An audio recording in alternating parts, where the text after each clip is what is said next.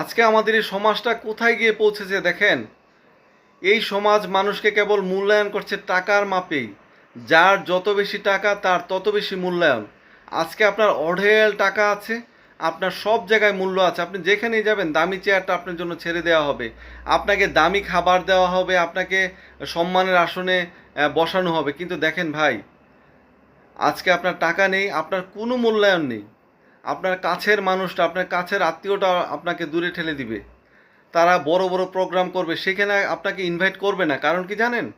কারণ আপনি দামি পোশাক পরে তাদের প্রোগ্রামে অ্যাটেন্ড করতে পারবেন না, তাদের সোসাইটি, তাদের স্ট্যান্ডার্ড স্ট্যাটাস আপনি মেনটেন করতে পারবেন না। আপনি একটা সস্তা পোশাক পরে সেখানে উপস্থিত হবেন, তাদের নাক কাটা যাবে। কিন্তু ভাই, এটা কি হওয়া উচিত ছিল? সমাজের দেখা উচিত ছিল যে তার পোশাকটা পরিচ্ছন্ন কিনা, কত টাকা দিয়ে সে পোশাকটা কিনেছে সেটা তার দেখার বিষয় নয়।